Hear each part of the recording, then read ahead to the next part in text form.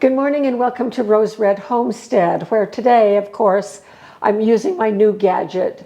And this is not a class that I talked about. This is just one of our regular videos. It will be hopefully under 20 minutes. But we're going to be talking about essential spices for your kitchen. And this has everything to do with emergency preparedness and food security, as well as being self-reliant. Because as we think about storing food for difficult times, I think that we're going to want to be sure that we include spices to go along with that. Now, Jim and I have been on this crusade over all of the summer months, about the last 4 months, to downsize, to clean, to shovel things out, to take things to the dump. I took about half of my book library to the secondhand store because I no longer use those books. I kept my favorite ones, of course. I'm not ever going to give away all my books. Jim did the same thing with his. So we kind of have a slimmed down house. We did the same thing to our trailer. We took everything out, cleaned everything out.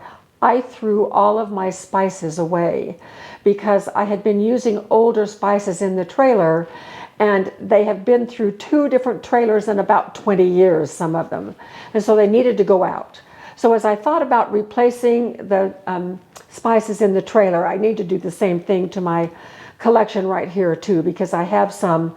Jim brought some spices into our marriage. They're still here in our drawer. That was 25 years ago. So I need to go through and sort and do a lot of updating. But meanwhile, I've added new and fresh spices to our collection as well. Well, what spices should those be? Which are the most important? And wondering about that sent me on down a rabbit hole, actually, as I started checking lists of the most essential spices that are needed in a kitchen. I think when we think about storing spices for long-term use, we need to pare down from the 50 or 70 that I have in my drawer to just a collection of the ones that we will use the most. What are those? So I started looking at lists, and there are tons of lists on the internet. Someone advertised, here are the 23 spices must have. Another person said, another organization said, these are the top 10. And of course, not one list matched another list. And so I decided what I was going to do is to collect some data. So you all know me in collecting data. And so here are the results. So these are the essential spices for your kitchen. This is a compilation of the data that I collected. Now this is a projection, and so it's going to be a little bit difficult to read. But I visited 7 websites, and I then made a grid according to the spices that they listed. And so cinnamon turned out to be on the list of 7 of those websites. Pepper and peppercorns was on 6 of the 7. Cumin was on 5. Red pepper flakes was on 5. Turmeric was on 5.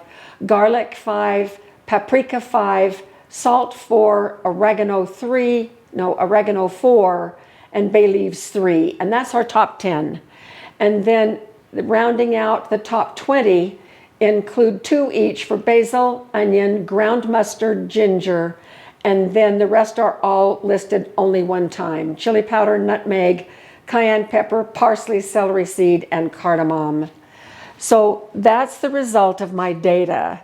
This data does not reflect my personal choices and what they would be, but this is a good starting point.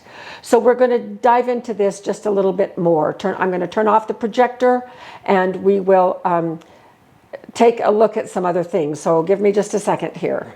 Now that we know what the top 20 are, and particularly the top 10, I have the top 10 lined up right here for us to take a look at. We need to discuss a couple of other things. First of all, what exactly is a spice? Oh my goodness, there's quite an online discussion and variability in what people think a spice is. For the most part, spices are dried seeds or fruit or roots or bark of plants. Dried leaves, like right here, we have some oregano leaves. Those are considered to be herbs.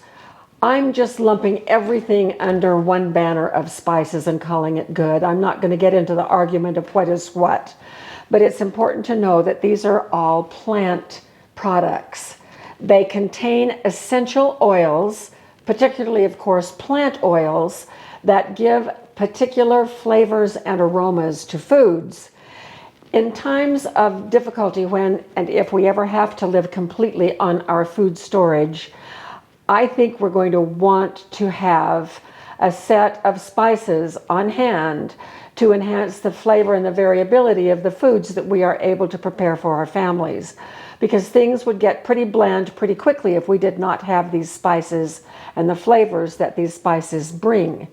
It is very important to understand that what we need to think about in terms of long-term storage are dried spices, nothing fresh, unless you are growing it in your own herb garden and then using it fresh.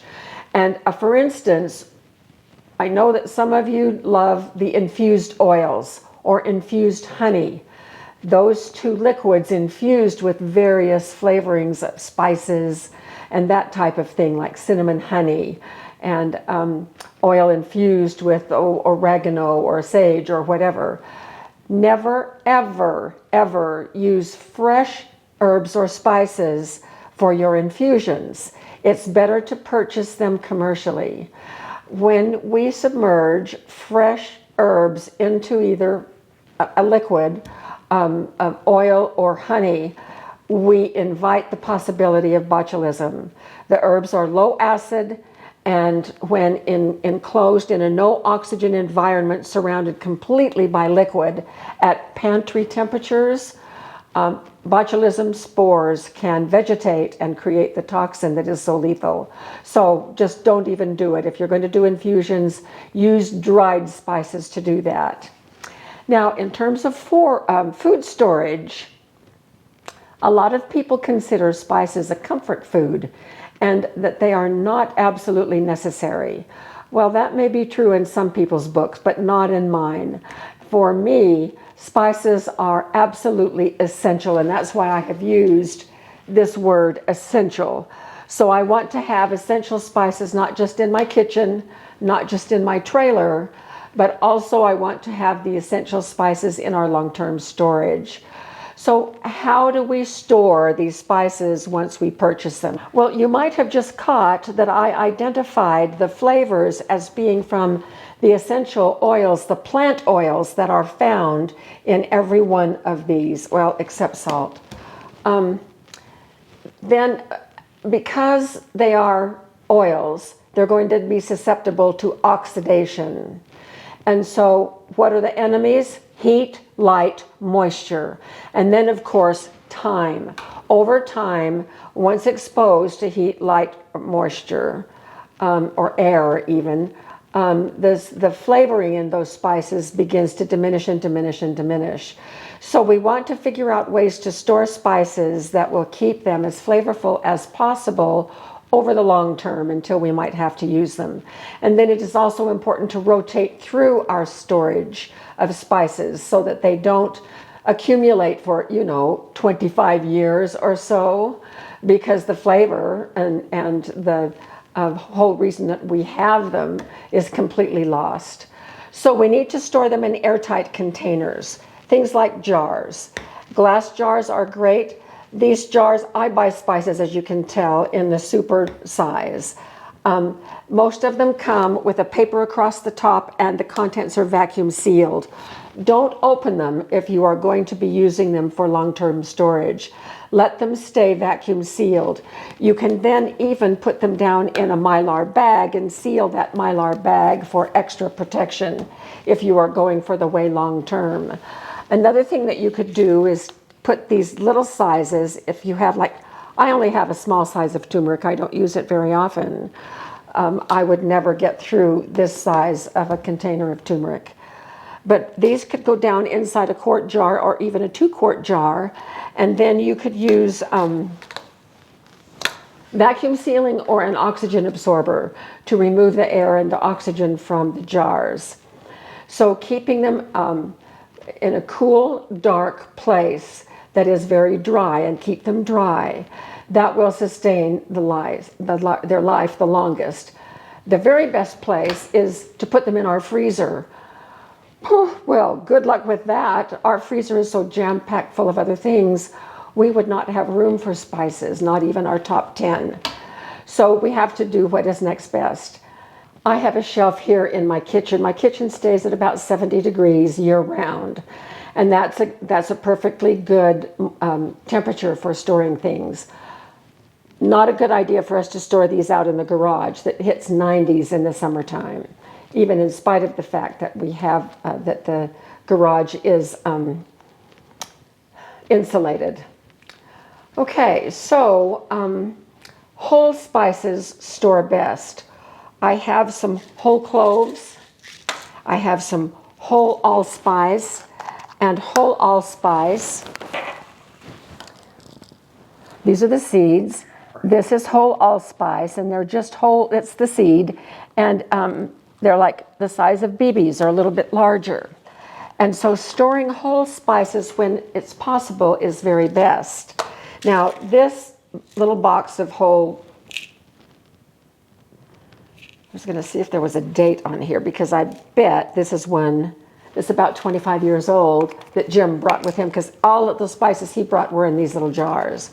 So what you do when you get ready to use these, you take them from your long-term storage and you put them in something that will allow you to crush and grind them. Now, I have a mortar and pestle, and I used to think it was pestle pronouncing the T, but it isn't. And so these they hardly smelled at all. Let's see if we're able to awaken any of those oils that are hiding inside this. Oh, wow, yes. So once I would get these all completely ground, there's probably a technique for doing this. If you know it, you can share it, because I always feel a little awkward using a mortar and pestle.